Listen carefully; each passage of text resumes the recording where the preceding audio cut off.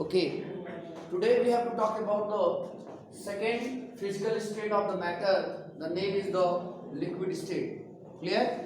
You know very well that in previous lecture we have talked about for the solid state and its properties. Clear? And there are some questions related to that topic. Today we have to talk about the liquid and liquid state. So the question is that what is liquid or liquid state? Clear? You know very well that that physical state, it is liquid or liquid state is that physical state of the matter in which the volume is definite but its shape is indefinite. Clear? Or the physical state of matter in which only volume is definite but its shape is indefinite are known as liquid or liquid states. Clear? You know very well that liquid has no any particular shape. When we kept liquid into a container, then it will take the shape of that container. Clear? So the shape is not fixed. Clear? Suppose when we put this duster into a box, then this duster will not take the shape of that box. That means its shape is definite. Clear? But when we talk about for liquid, when the liquid are kept in any container, then it will take the shape of that container. So here we can say that the liquid have indefinite shape but definite volume. Clear? How you say that the liquid has a definite volume? You know very well that suppose the container are given to you which has a fixed volume, that is a 2 liter liquid can be kept in that container. Clear? So you cannot fill more than 2 liter in the given container.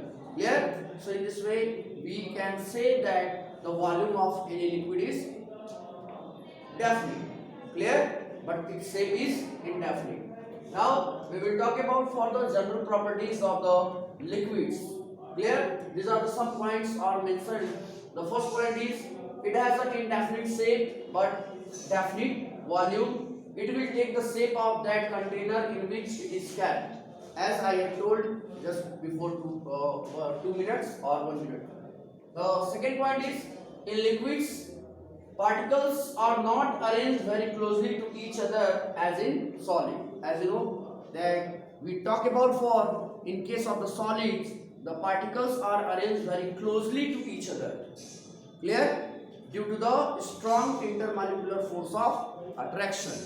But here it is already mentioned that in liquids the particles are not arranged very closely to each other as in solid, because the force of attraction which exists between the particles of the liquids are not greater than the solid.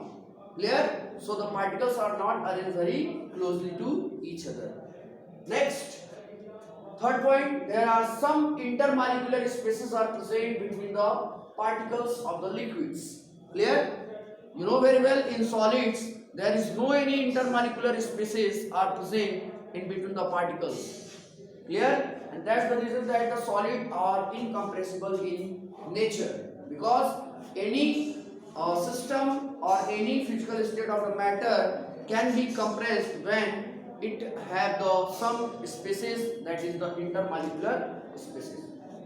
Clear? So in case of the liquids, the particles have some intermolecular space, because when you take a liquid into a bucket and put a mug on it, then you can compress somewhat the liquid. Clear? So the compressibility is due to the presence of some intermolecular spaces between the particles of the liquid, but it is not possible in case of the solid, because in solid the particles have no intermolecular spaces due to closely packed arrangement and strong intermolecular force of attraction. Clear? Fourth point, it has low melting point and boiling point as compared to the solid. Clear? The boiling point or melting point of liquids are not greater than the solid, as you know, because in solid the particles are arranged very closely, but here it is not. So very less amount of energy or heat is required to break the intermolecular force of attraction.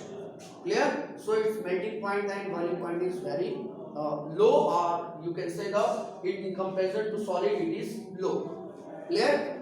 Next point, liquids have fluidity property. This property is very common in liquids.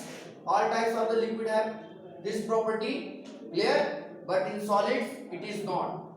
Next, in liquids evaporation process occurs, the process in which a liquid directly changes into the vapor or gas form are known as evaporation, clear? So the definition of the evaporation are also given here. The process in which a liquid directly changes into the vapor or gas form is known as evaporation, clear?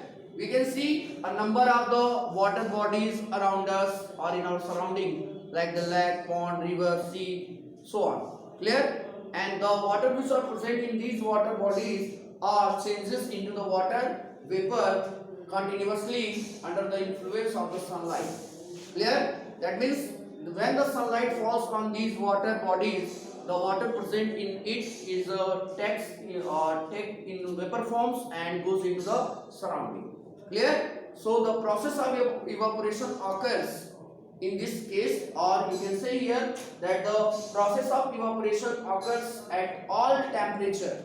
That means either room temperature or by increasing the temperature, clear? Suppose you have to carry out the evaporation process, then it will carried out at the room temperature and also by heating it, clear?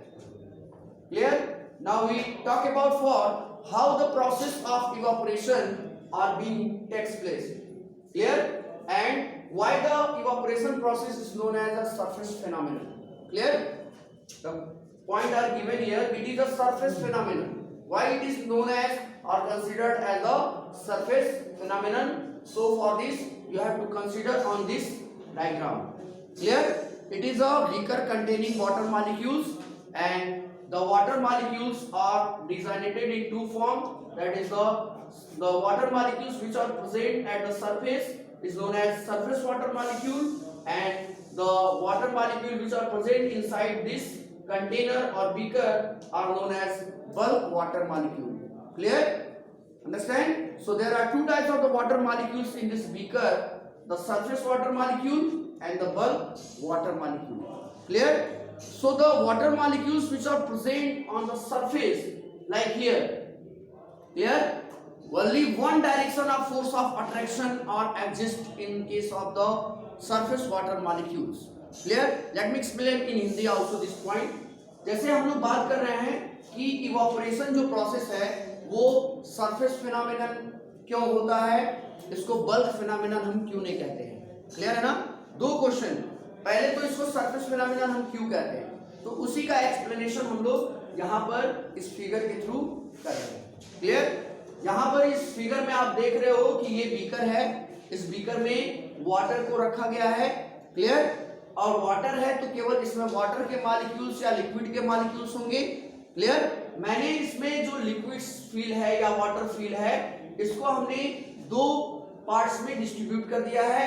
एक जो सबसे ऊपर जो सबसे upper layer होता है, ठीक है ना, उसको हम कहते हैं सरफेस, क्लियर? और सरफेस पर जो वाटर मॉलिक्यूल प्रेजेंट होगा उसको हम सरफेस वाटर मॉलिक्यूल कहेंगे, क्लियर है ना? और जो वाटर मॉलिक्यूल सरफेस को छोड़ के अंदर के साइड में इनसाइड है, कंटेनर के अंदर है, उनको हम कहेंगे bulk water molecule, clear?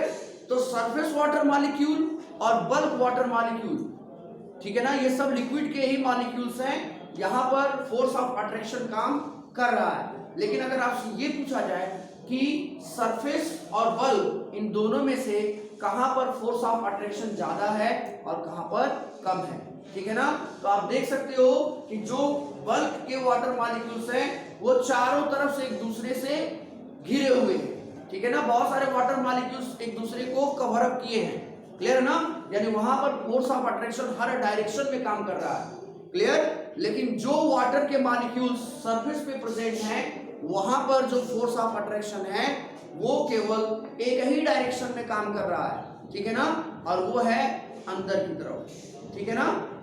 Clear है ना।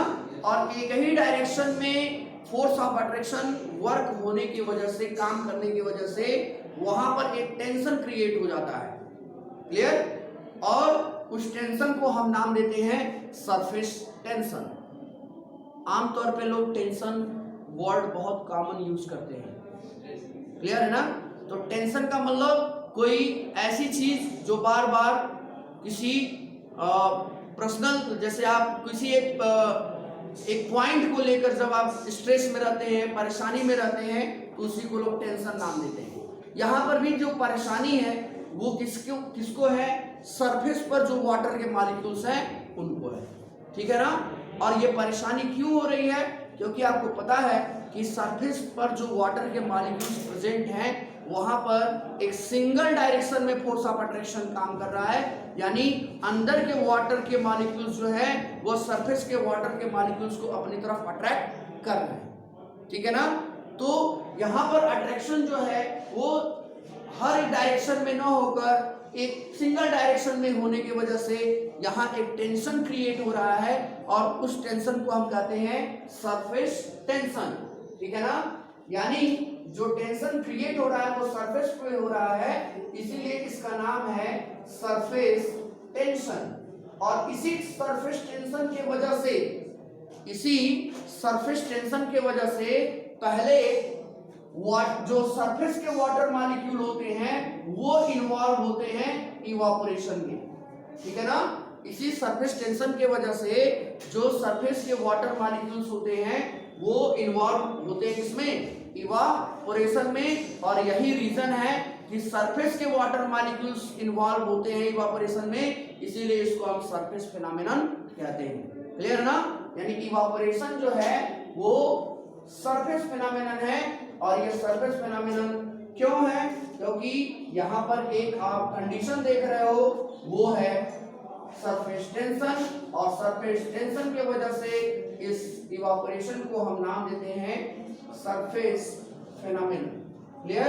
तो आप यहाँ पर इवापोरेशन तो कॉमनली जानते ही हो, लेकिन इवापोरेशन कहाँ पर होता है, सरफेस पर होता है कि बल्क में होता है, आज आपको ये क्लियर हो गया। ठीक है ना।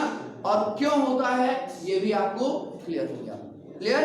अब मैं आपको अपने नेक्स्ट वीडियो में आपसे डिस्कस करूंगा कि वो कौन कौन से फैक्टर हैं जो इवापोरेशन को अफेक्ट करते हैं। Clear. That is factor affecting evaporation. Clear. Affecting का मतलब इवापोरेशन को कौन कौन से ऐसे फैक्टर हैं जो इवापोरेशन के रेट को इंक्रीज कर रहे हैं या डिक्रीज कर रहे हैं। क्लियर है ना। तो इन सब बातों को मैं अपने नेक्स्ट वीडियो में आप लोगों से डिस्कस करूंगा। क्लियर। Thank you.